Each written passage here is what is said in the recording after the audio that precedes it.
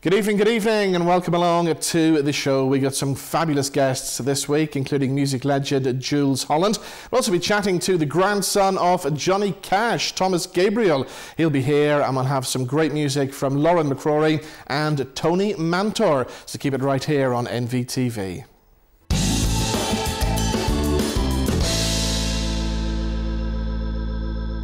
This year, St Vincent de Paul is appealing to you to give families faced with the impossible choices the best gift that you can give, the gift of choice. Please visit svpni.co.uk or phone 02890 750161, and anything that you give will be greatly appreciated. Thank you. Have a Merry Christmas and a Happy New Year.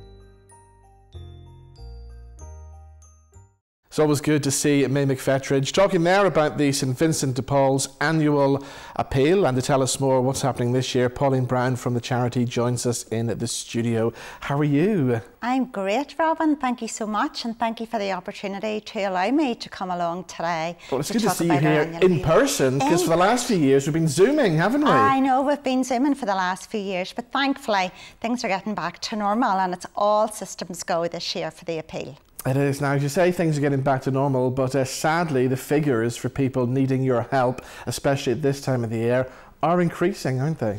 It's really sad to see that it's really, I suppose, affecting everybody. There's a huge cost of living crisis at this moment in time, and this year we are really seeing unprecedented numbers of people coming to us to really get some help and support. Currently, I would say we're probably seeing on average about 300 requests per day. Wow. Coming in looking for help. So it's really sad. It's a really important appeal this year, and we really are grateful for any help or support that we can get as well. So tell us about some of the ways that St Vincent de Paul help these families then. So we have people presenting to us for various reasons. It can be maybe they just are struggling to make ends meet, they can't afford to put food on the table, to eat their homes, and really for that I think it's very brave of someone to come along, to lift the phone and to ask for help. There is no reason why anyone cannot come to us, and unfortunately the cost of living crisis is impacting on everybody. Yeah. There is no particular person, there is no one who is not being touched by the reality of day-to-day living at this point in time. With Christmas coming up, it's even more tough on families who want to buy presents for their children and stuff at this time of year, isn't it? Unfortunately, what we are experiencing really is Christmas is very far from people's minds at this moment in time. And I suppose that's why this year for our appeal, we do talk about people are facing impossible choices. And that is, do they heat their homes? Do they provide Christmas dinner? Or do they put a gift under the tree for their children? So that's why this year for us, we are launching the gift of choice, and we're really asking our donors, members of the public, to get behind us and to provide, if they can, a little gift voucher for us so that we can support those families in need. I think by allowing people to have their own dignity, we respect them, and obviously they can go and make their own choices then as well about what's most appropriate for their family, for their child at this particular point in time. So if somebody out there watching this is struggling at the moment, what's the kind of first steps they can take then to get in touch? The first step is lift the phone. You know, on our website you will see the contact number. You can lift the phone and make the request. You don't have to tell us all of your story, because you will be visited by 2 of our volunteers, and they will come have a bit of a chat with you and really see how best we can support you. If people are worried about lifting the phone, they can go online, they can make a referral online through our website. So there are a couple of ways of really getting in touch, and I would really urge people to do that. Do not be afraid to come and lift the phone and speak to us. But the sad thing is a lot of people out there will be afraid to do that, because a lot of people have seen themselves placed in this situation that they've never been in before as well. It's true, Robin, and you know, as recently as this morning I had a teacher on the phone to me in the office this morning to say, you know, that he's trying to help the parents of the children in his classroom. And what he said, to be honest, he said, you know, my mortgage has gone up £300 per month. and he's working on a good salary, and he wasn't phoning about himself, he was just letting me know that his colleagues are being affected. Yeah. We have examples of other professionals, nursing staff are also ringing. They maybe just can't afford to put fuel in their car to get to work. Yeah. And we all depend on our nursing staff so much as well. So there's no stigma in lifting the phone. You're not alone, you're not unique. And when there are 300 people contacting us per day, please be assured, you know, that we're all in the same boat together. I mean, there's crazy numbers when you think of it, isn't it? It's scary. It is really scary, you know. And I think when we came out of the pandemic, everybody was thinking, oh, this is great, you know, we get back to normal. But then to be hit with the cost of living crisis, for us, we feel we're nearly in the eye of the storm, you know, and where we had reserves and where we were looking to say, look, we can always meet our needs. We can still always do this.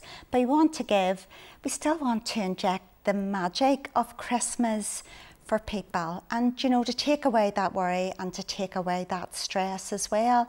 And I think that's really important. So what I want to say to anybody who is struggling, please lift the phone. We're there, we can give you some comfort, we can give you some reassurance, and let's all still believe in the magic of Christmas for our children as well. I know the people here in Northern Ireland are always very generous when it comes to charity as well, so what ways can people help you to provide gifts, provide money? What can they do? Yeah, so as May said in her little video there, you can go directly to our website, and that's www.svpni.co.uk. You can donate online, and there's a telephone number there as well, which May has also given, or you can drop us in a cheque. Vouchers are very welcome, and we are trying to steer away from food, physical toys, because again, we really want to empower that sense of dignity and choice for those families that we are supporting this year. And what about the business community out there? Surely there's something they can do to support you guys as well. I have to say the business community as well put their shoulder to the wheel, and they really do get behind us. So we do have corporate gift vouchers that again corporates could do. We've had lots of fun things that some of the businesses are doing. So it could be, you know, we're a Christmas jumper day, volunteer to do something, or, you know, have a coffee morning, any of those little things. And what I would say as well, there's no donation is too small. Because they all mount up together. I know it's hard for people, I know people are struggling.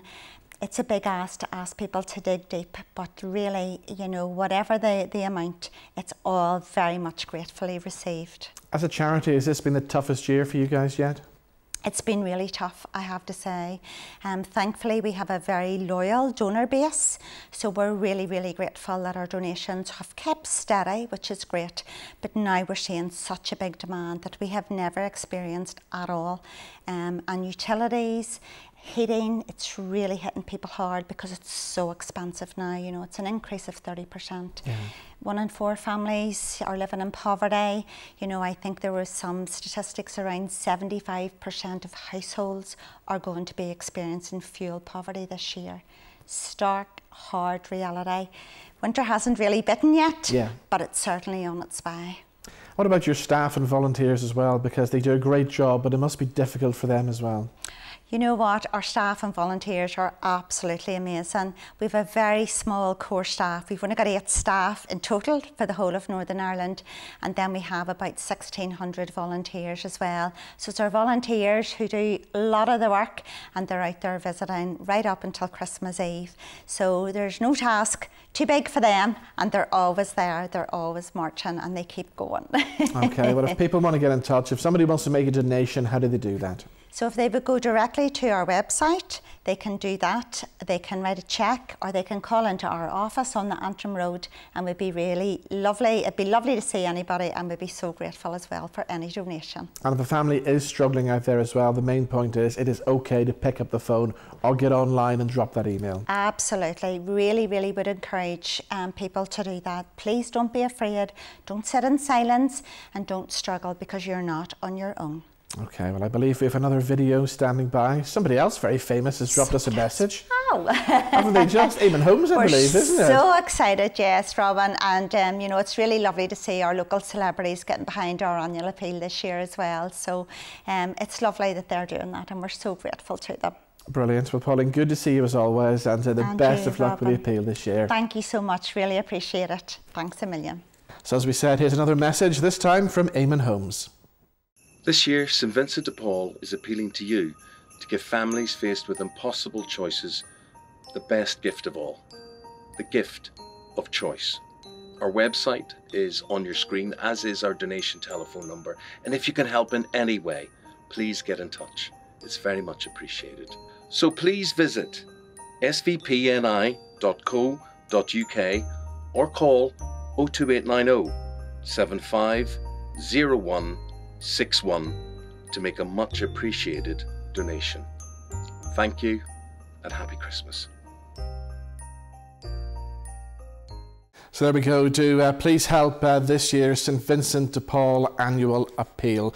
Right, time now to meet a music legend. Doesn't get any bigger than Jools Holland. Here's what happened when I met him earlier on this week.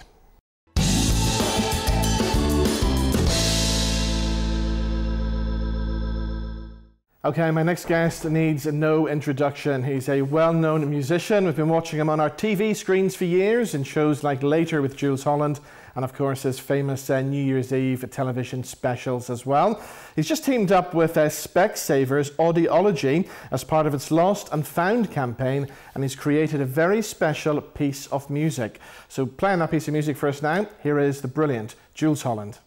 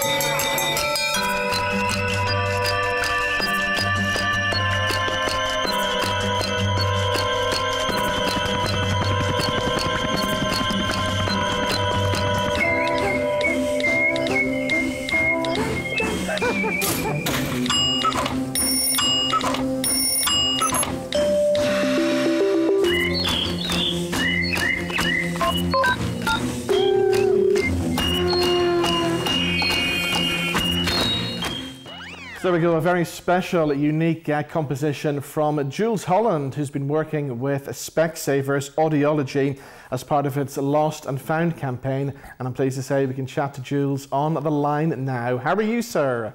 Very nice to see you, Robin. All good, thank you.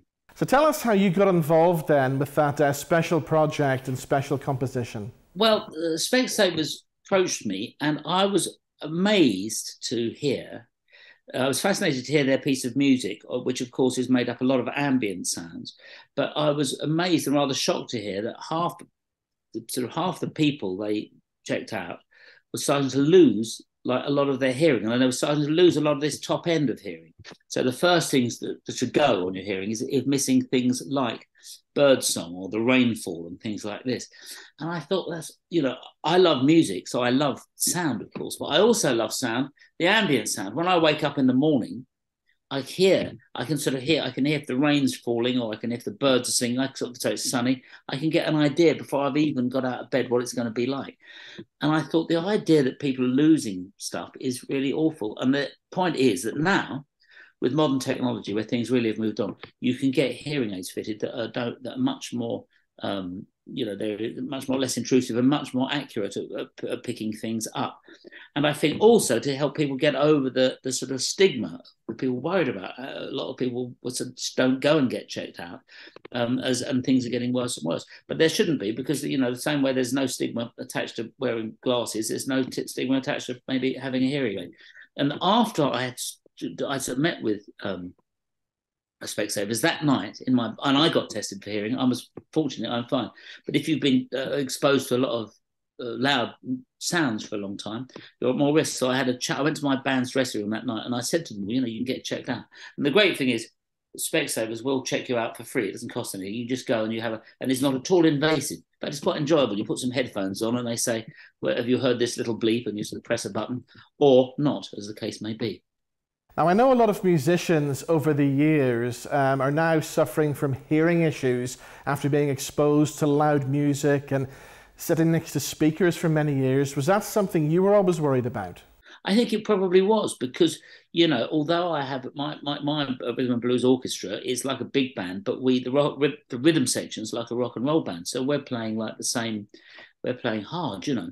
And I did think, well, maybe this is a thing. Fortunately, as I say, I'm okay. But I said to all of them, look, it's free. Go and get yourself checked out. It's not. And I think a lot of people, it starts to deteriorate, and either they're sort of, I don't know, worried for whatever reason, but you really shouldn't be because it can be addressed. And if you, I mean, I suppose if you're in something where there's lots of really loud sounds going on all day, if you're maybe working in a metal repair shop or something like that, then you really should. It really is, but that's important to sort of be aware of and wear headphones and things like that.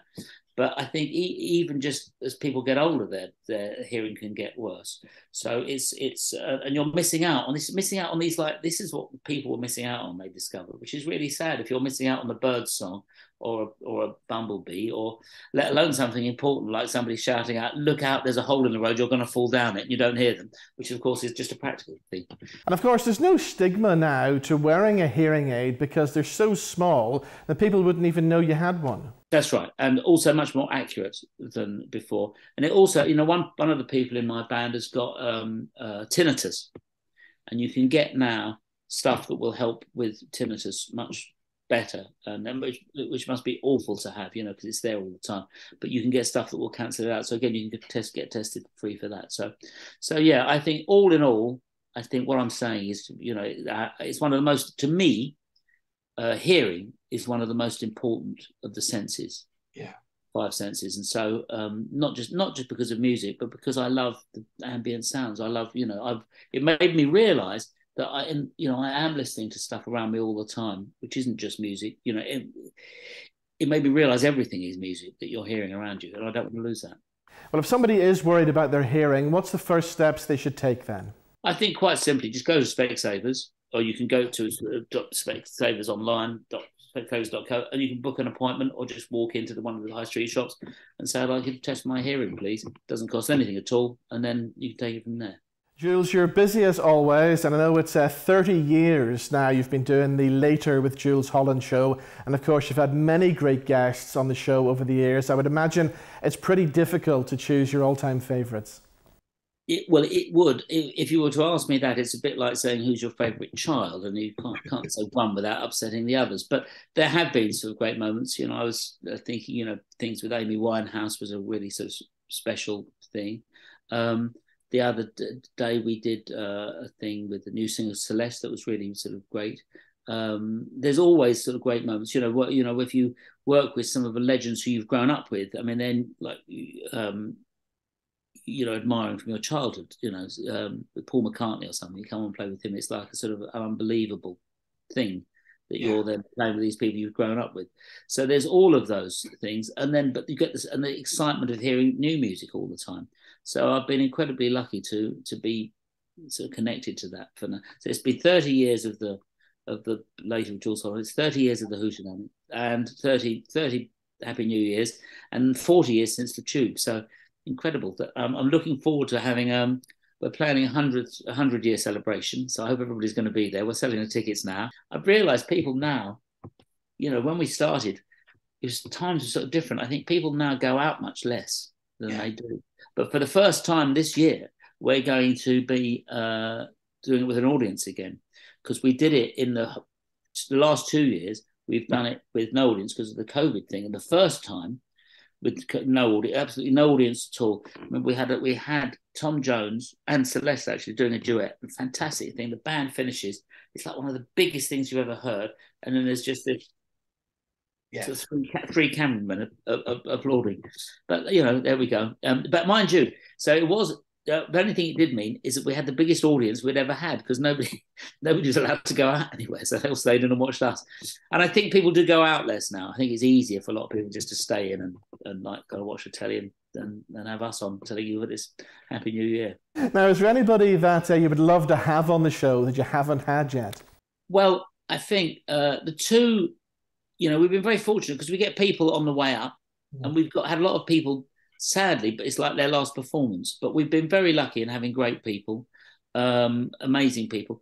Bob Dylan hasn't been on, and it's not through, because we do 6 shows at the beginning of the year, 6 at the end of the year. They don't have the money to fly people in. It's just like whoever happens to be in the country at that time. So it's quite a small window.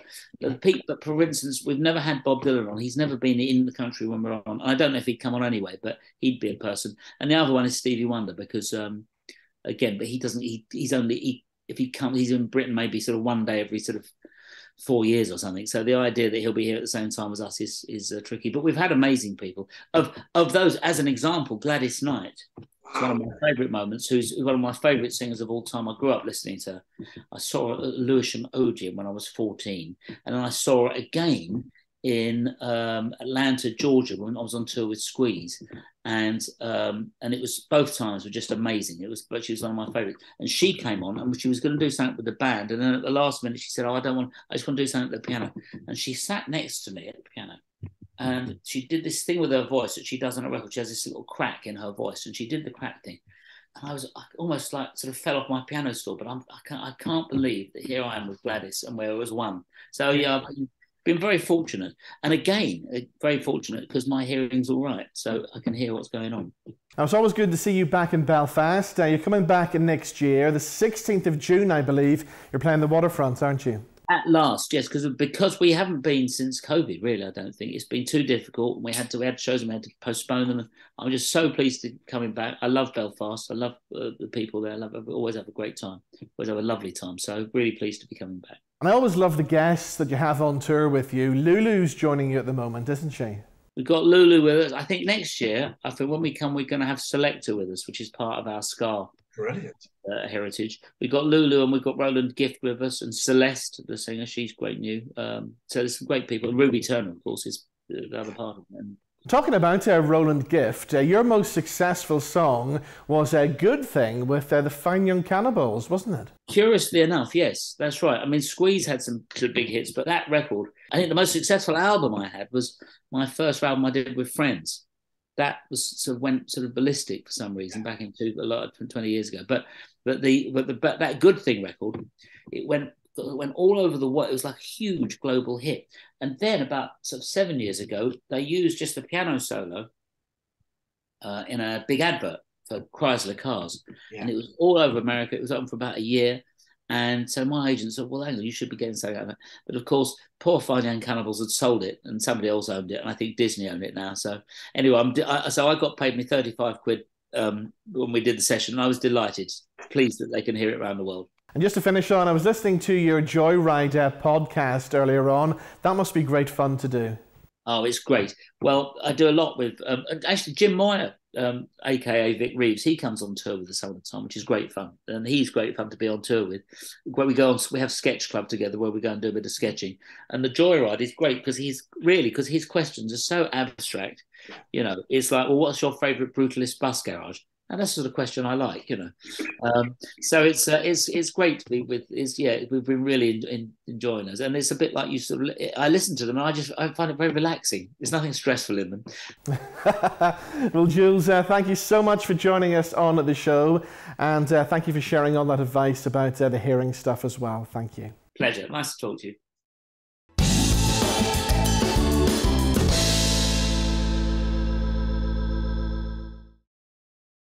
Right, time for some brand new music, and here with her brand new single, here is Lauren McCrory.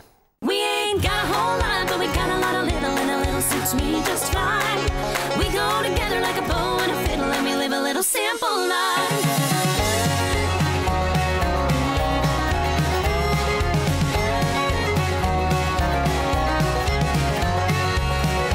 Got a little house on the edge of town. Got a funny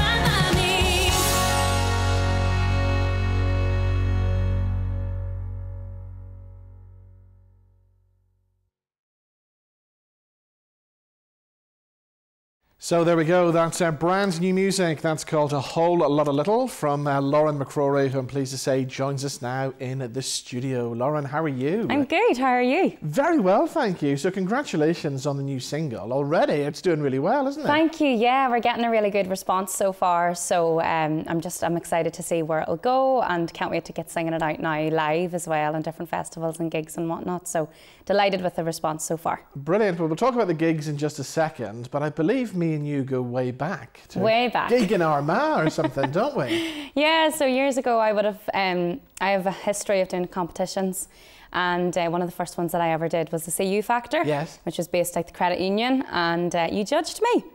Oh, so I was judging on this one, okay. Now, was I nice or was I nasty? You were like the Simon Cowell of the whole series. It was very funny. You played your character very well, but you were lovely. You were very nice. That's good. And I believe the Ben sisters were on that as well, and Aidan Quinn, and I think Dominic Kerwin was on that one as well. Yes, from what I can remember, Leanne was there and Aidan was there, so it was nice to, now with me coming into this industry, getting to connect with the people who judged me in my younger years. So what's it like coming into the industry now as a female? Because there's so many great female country artists now, isn't there? Yeah, it's great to see that the female industry is evolving. You know, there's so many great singers coming through, which is brilliant. It is difficult, you know, everything in life's going to be difficult, trying to make your mark and trying to pave your way through, but you know, you just have to keep working and you have to keep pushing yourself and believing in yourself. I think that's one thing I definitely lacked in back in my younger years within the industry. So now coming back, I'm coming back with kind of a new sound and a new attitude. You know, I was quite young back then, whereas now I've kind of grew up a little bit, I think. I'm going to say I have a wiser head on my shoulders. But yeah, you know, there is a little bit more maturity there and knowing what's required to be an artist, and well, fingers crossed we'll make it some way. And what about legends in the business like Philomena and Susan and people like that? Obviously you must have looked up to them over the years. Yeah, of course. Like Philomena and I, obviously we come from the same kind of area. So Philly, I call her Philly because I'm so used to knowing her. But Philomena lives just right over the road from us, and she's always been a great support regardless of anything that I've done. And you know, Aidan as well, and all of the family. And it's nice because you do have them to look up to. You know, they're very specialised in what they do, and they know the business. Yes, they exactly. know, they've been there, they've done it, and Philly's great at giving advice. She's very funny at giving advice, but she's honest. She is, and exactly. she's honest, That's and what you we have love to take about her, exactly. honesty. Yeah, it's very approachable, and you know, you always have to take what they say on board because, as you said, you're looking up to them. You're aspiring to be like them and do what they did, and are still doing. God bless her. She just recently celebrated her 80th birthday there. So you know, if I'm doing what she's doing at her age, you know, I'll be doing something right. And even the guys from Boyzone always tell me they remember one of the first bits of advice they ever got was from Philly on the Late Show or something. She said to them, she says, "Now boys," she says, "be nice to people on the way up because you'll need them on the way back down." And they've always remembered that. Well, that's very true. Very true. I might steal that. I might actually take that on board myself. So were you from a musical family yourself then? My father would kind of just dabble a wee bit in music, never really learned how to play it, but would just play by musical ear, and mummy would be a great singer. But in regards to actual musicality, not really. I would be the only one. I started mainly in like theatre first, but always grew up with country music and was reared with it. But I actually trained in classical and a musical theatre, so I'm a singing coach, vocals coach. Oh wow. So that's what I actually teach and I train. But country music's always been my passion. It's my hobby, and I've always loved it. And you know, the saying is, you are what you're reared with. Yes. And that's exactly what this is. So it's just in my bones, and I do love it, and that's why I've decided to go back into it. Well, I remember seeing you as well on Glortera, the TV show as well. That must have been good fun to do. That was brilliant. That was great. So that's 6 years ago now. I won that back in 2017. I had previously won a competition. I'm going back to saying that I was in competitions my whole life. But I had previously won a Sounds Like Country competition in Mantor, which then led me to go on to Glortera. And Barry Kerwin, he was my mentor on the show at that time, and it was brilliant. It was a great experience. You know, I never expected to go on to win it, but every week, you know, the votes were obviously quite high. I was getting through. Adrenaline was then going. I was campaigning like crazy, and it was a really fun time. And then obviously winning it was the cherry on top. Yes, yeah. So I went on then to win the Best Female Newcomer at the Irish Post Country Music Awards, and it was broadcast live on TG4 as well. So it was just a rigmarole of things then after, and it spiralled, and it was brilliant. But it got a bit much. I was 21, didn't really know who I was as an artist, never mind as a person. Do you know what I mean? Yes. Or a person, never mind as an artist. And had to take a step back and actually go, right, what do I want here? Like, how am I going to do this? And, you know, at 21, you're quite naive. And as I said earlier, I think I'm a wee bit more mature and have a wiser head on my shoulders. And I do know now what I want and what's required. So Glory Cheer was brilliant. Great title to have. And I still will hold that to the day and hour I'm off this earth. Yeah. Because it was brilliant. I really, really did enjoy it. Tell me about the musical theatre stuff, especially Blood Upon the Rose, which comes to Belfast this week, doesn't it? Yeah, so we're in the Waterfront now this weekend. And musical theatre, as I said, you know, I grew up with it, I trained in it, it was brilliant.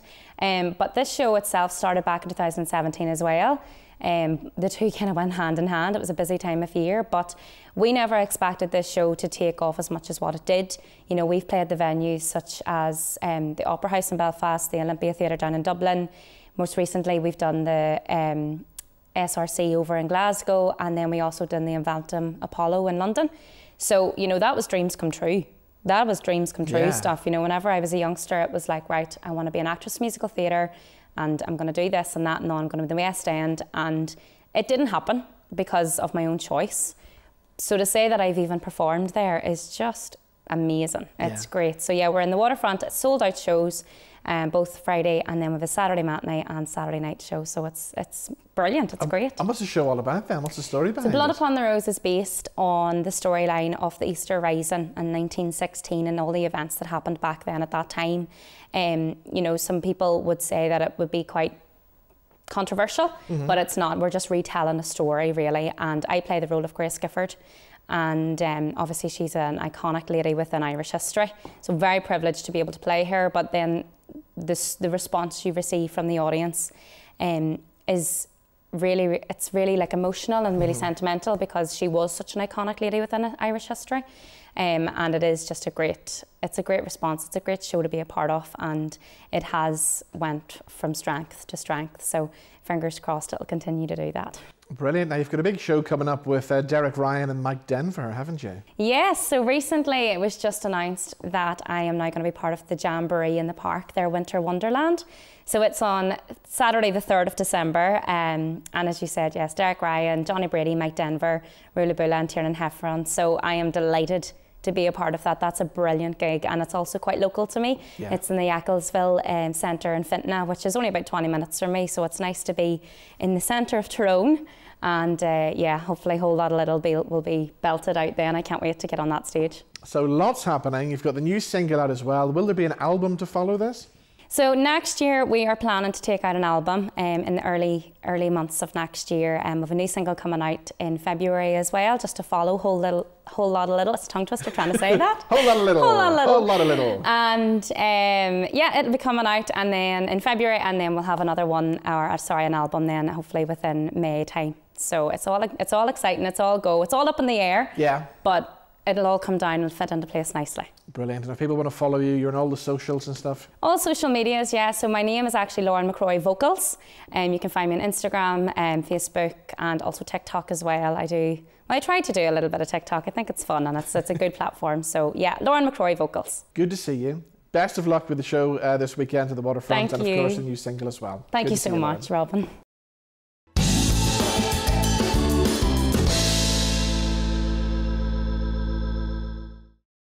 Now, time now to meet a man who is the grandson of Johnny Cash. He's also a fabulous singer-songwriter in his own right as well. He was in Northern Ireland recently, and here's what happened when I caught up with Thomas Gabriel.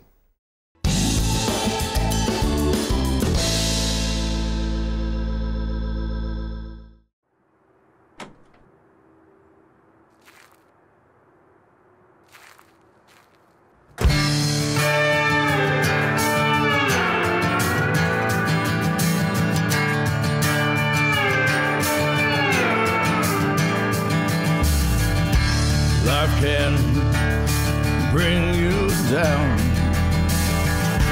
it can make you hurt. Then you open your eyes again, you're on the right side of the dirt, on the right side of the dirt.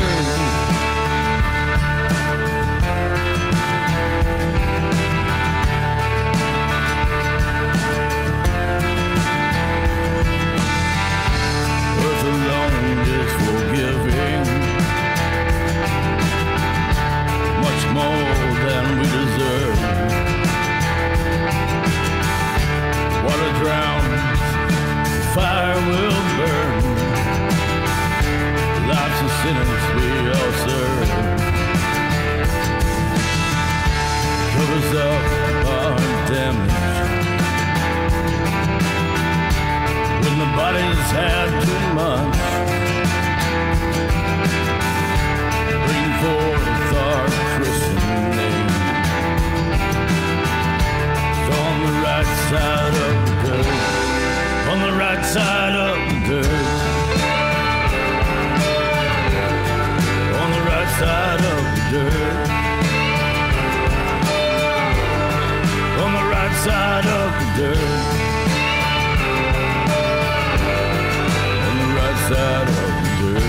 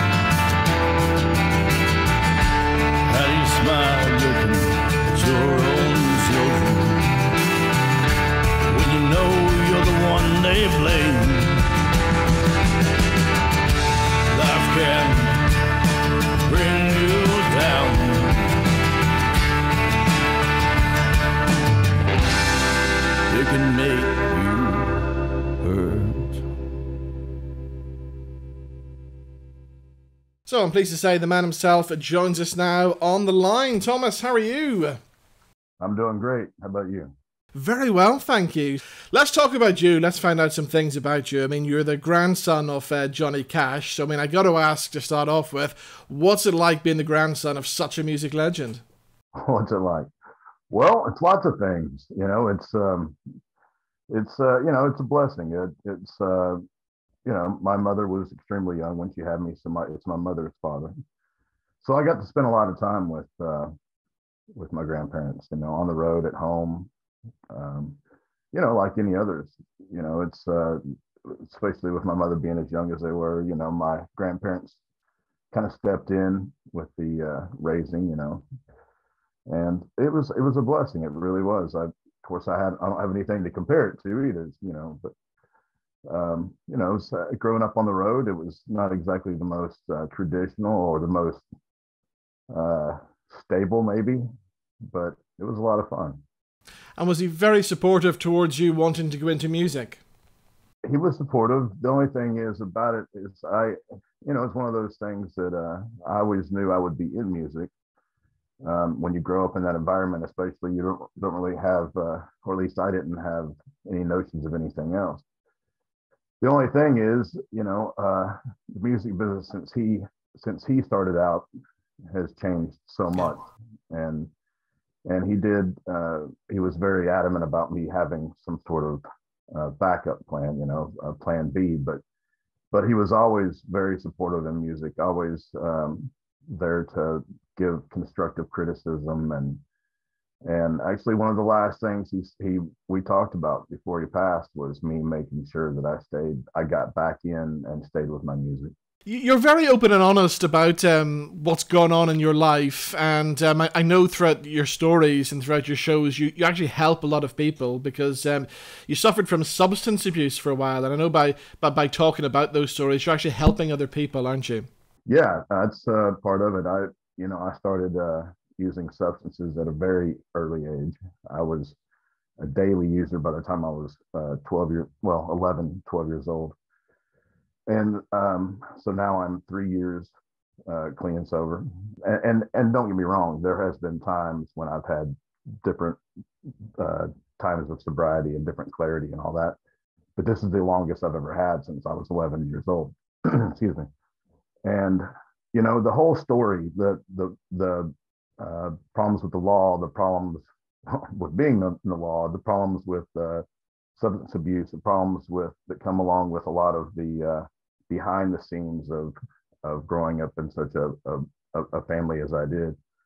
You know, I think it would all be in vain if I didn't go and try to help others that either that can relate to either the substance abuse or the problems with family or the problems with incarceration. So I go and I speak at different places, and I'm also starting a nonprofit for that as well. So that's one of the things that literally it's part of. I think it's good for my healing, and it's also I think it happened for a reason. I think that's what I was that's what I was meant to do. I was meant to go through all of these things so I can help others, and I tell you what, it really does help me every day to stay where I'm at and to continue on this passage. It's like I said, my life now is wonderful. I mean, for no other reason except for that, the clarity and the connection I get with not only audiences but with other people that are hurting, you know, and that seek help, and that we make that connection, and it really has been a huge blessing for me. So what about you then? What about new music from you? Is there anything in the pipeline? There is lots, actually. I've got three different projects going right now. It's going to be there's some similarities to the first album, Long Way Home, because that album was kind of my core, you know. That was kind of like a birth until the release, you know. But also there are, from some of the newer songs we've been working on, there are some more rock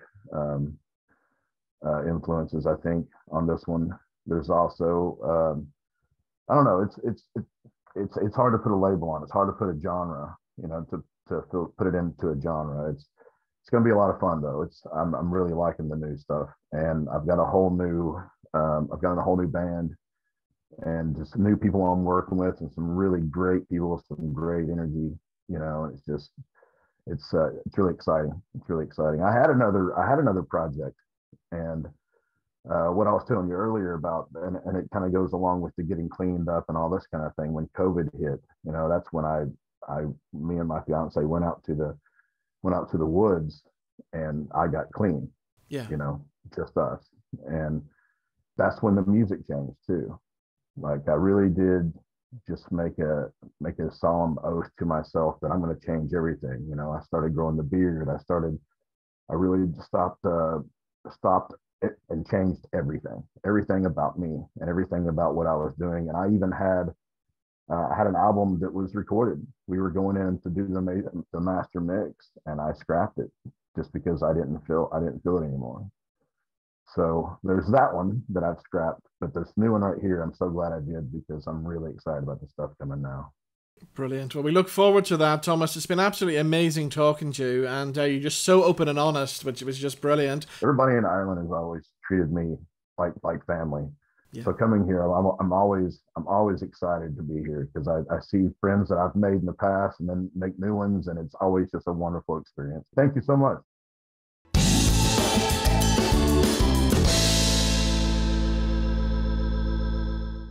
Okay, time for some more brand new music, and this time here is the new single from singer-songwriter Tony Mantor.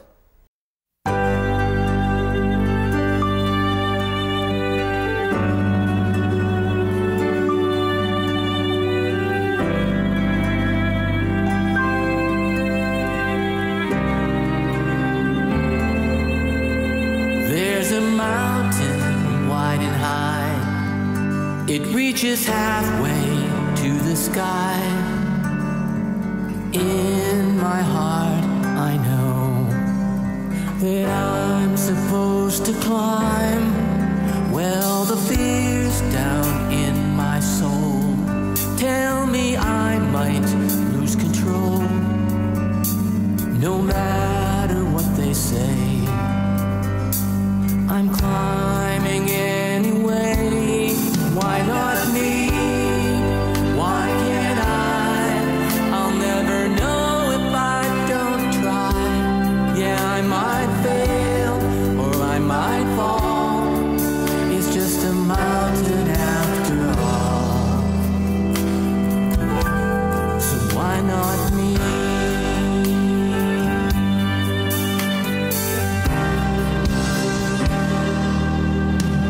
There's an ocean deep and blue. It stretches out in front of you. On the other side is everything you've dreamed of. So say a prayer and set sail. Stay the course, you will prevail. When the doubts start whispering, just lift your voice and sing. Why not me? Why can't I? I'll never know if I don't try. The storms may rage, the sea might roar. It's just an ocean, nothing more. So why not me?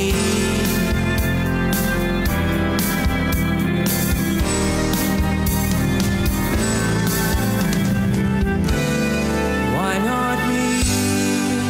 Why can't I? I'll never know if I don't try. Yeah, I might fail or I might fall. It's just a mountain after all.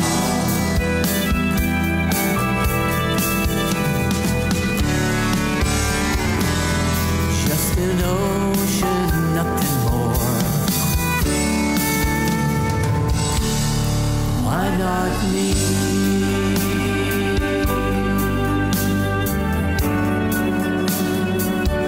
Yeah, why not me?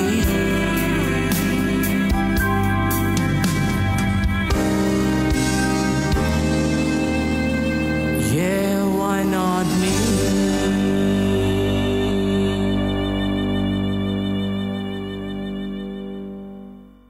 Thank you. So new music there from Tony Mantor, that's called Why Not Me, and Tony joins us now on the line from Nashville. Tony, how are you? I'm doing great, thanks. Well, we're loving the new song, Why Not Me. Tell me the story behind it. Well, the story behind it is about a couple of years ago, during the pandemic, everything was shut down, and I had started to do a CD just for the fun of it for myself to give to my friends and family and whoever wanted it. And this song came across my desk from a songwriter that I had cut a song of his prior with another singer that I was producing. And it just hit me because it was about positivity, never giving up on your dreams, just really focusing on anything that can happen if you just put your mind to it. And that's kind of what I do on my social media. I tell people to never give up. It doesn't matter when it happens, it only matter that it does happen. So I called him and I told him, hey, I'm not any superstar. I'm not going to sell a million records, but I really like this and I'd like to put it on my CD. So we decided to do it. And then my friends around the world, that work with me on radio and different functions, they wanted to hear what I was doing. And I just finished this song, so I sent it to them.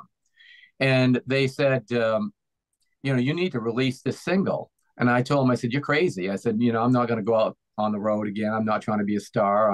I'm happy doing my production development here in Nashville. And they said, but it's so positive. There's nothing out there like it. So I decided that, okay, let's do this. And we did. And then I figured if I was going to take and do something like that, I wanted to do something to bring attention to help people. So I did a video for our first responders, and I kind of did this "Why Not Me" in a kind of a countryish feel, not traditional country, but just had that steel and just that kind of flavor to it. So I did a video to help our first responders, just bring more attention to them and all that. And it wound up doing well, and it lasted, I don't know, 7 or 8 months. And then I decided, okay, now I'm just going to go back, finish my CD, and it's all done, and I can do it. Well, this lady calls me up, and she says, I really love what you did with Why Not Me and the first responders. Can you do this to help us? So I said, well, who's us? And it turns out that she's a speech therapist for autistic children. Wow. So we started talking about it, and I decided, if I'm going to do that, I need to re-record this song in a more adult contemporary pop version so it doesn't confuse people, and put it out there and kind of do the same thing. So the video that I've got out there now has all autistic people from Nashville, and I'm going to eventually develop a series where I'm going to do different cities in the country and around the world to bring more attention to autism awareness, acceptance, and the most important is understanding. So it's been doing well. You're in Nashville, obviously, at the minute. Is Nashville a great place to live? Because I hear so many singer-songwriters have been there for quite some time and really can't wait to get away. Nashville it just depends upon what you're looking for. I mean, if you're coming here to be a star and you're looking at the big dream, then Nashville is a good place to start, to come here and get connections and learn and develop. But as far as to become a star from Nashville, that doesn't happen very often. You've got to get out and travel and perform in different spots around the country or different parts around the world. And you've got to develop yourself. So I tell people Nashville is a great place to come and record, learn the business, find somebody you can trust, but don't, unless you want to be a songwriter, you want to be, someone that's in the business itself of not just traveling, then Nashville's not necessarily the place to be. We had Debbie Campbell on the show earlier on this year, the daughter of Glenn Campbell. You've been working with her, haven't you? I do. I've been very fortunate. I've worked with Jackie Wilson's son, Bobby. There was an Atlantic Records star that had several big hit records in the late 90s, Mila Mason. I produced and managed her for a while. And then I started with Debbie, I don't know, 3 or 4 years ago. I'm producing and managing her and developing her. And we're going to release another single here in January in the UK. And then I'm also working with Donnie Most, star of Happy Days. Now, I'm looking over your shoulder at the minute at the photograph behind you of Cher. What was Cher like to work with? Well, actually, I didn't really work with her. I was I was working with the Fisher House, and that's kind of and I was working with the Pentagon, which retiring generals, we put on shows. So I had a chance with an artist I was working with to go to the Walter Reed Hospital in Washington, D.C.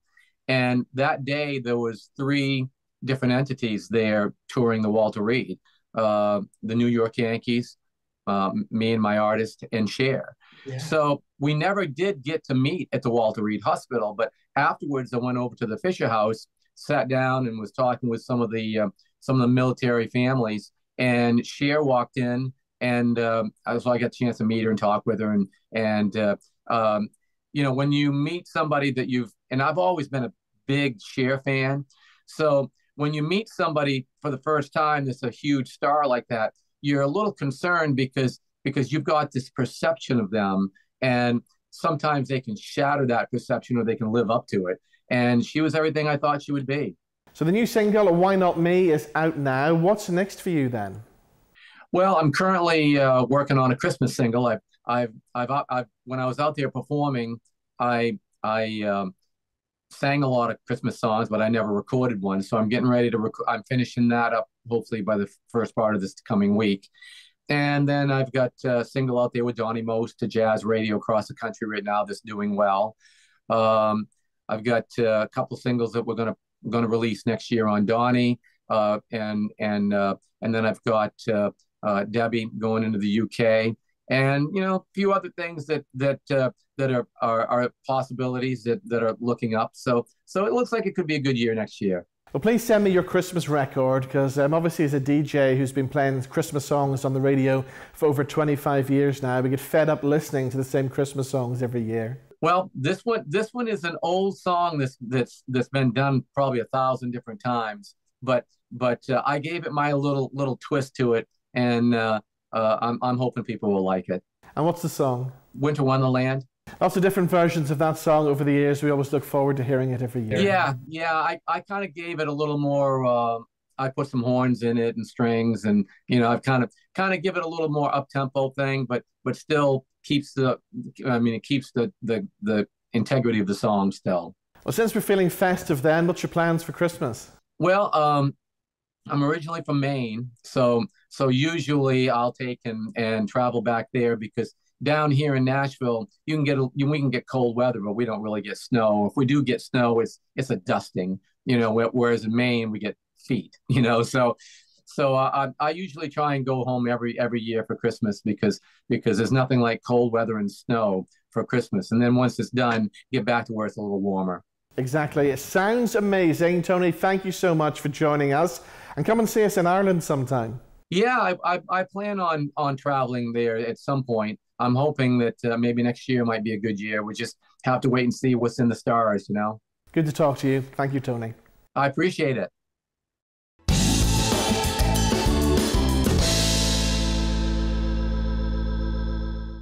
So that's all we have time for on the show this week. Thank you to all my guests, and I'll see you back here same time next week. Bye-bye.